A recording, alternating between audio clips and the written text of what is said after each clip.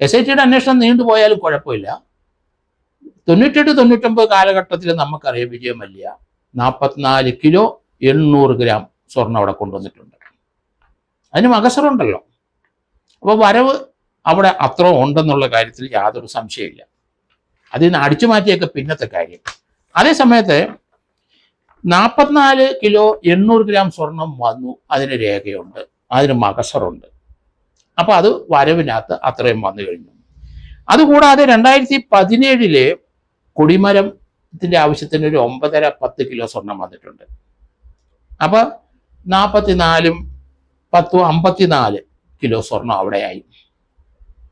2015 18-ാം പടി പഞ്ചലോഹം, അവിടെ പഞ്ചലോഹം കൊണ്ടാണ് 18-ാം പടിയെല്ലാം പൂശി തീർത്തിരിക്കുന്നത്. 2009 ഉപദേവ ക്ഷേത്രത്തിലെ കുമരൻ സിൽക്ക് ചെന്നൈയില് അവരും സ്വർണം കൊണ്ടുവന്നിട്ടുണ്ട്. അത് കൃത്യമായിട്ട് SIT കണ്ടെത്തണം. ഏകദേശം 10-60-70 കിലോ സ്വർണം അവിടെ കൃത്യമായിട്ട് കൊണ്ടുവന്നതിന് ഇപ്പോൾ ഒരു കണക്കുണ്ട്. ധാരാളം കണക്കുകൾ അപ്രകാരം കാണും.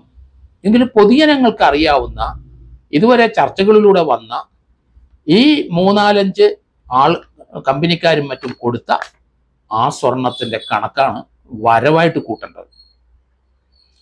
അതിനകത്ത് നിന്ന് എത്ര പിടിച്ചെടുത്തെന്ന് വളരെ നെഗ്ലിജിബിളായ സ്വർണം മാത്രമേ പിടിച്ചിട്ടുള്ളൂ. അതവിടെ നിൽക്കട്ടെ.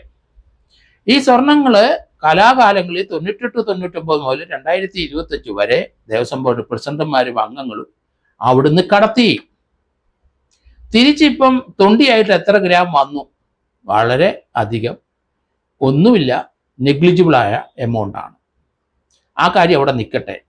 അതുകൊണ്ട് കേരളത്തിലെ ജനങ്ങൾക്കും അതുപോലെ ശബരിമല ഭക്തർക്കും അടിയന്തരമായി വേണ്ടത് അവിടെ എത്ര സ്വർണം വന്നു, കണക്കില്ലാതെ കോടിക്കണക്കിന് രൂപയുടെ സ്വർണം വന്നു പോയി.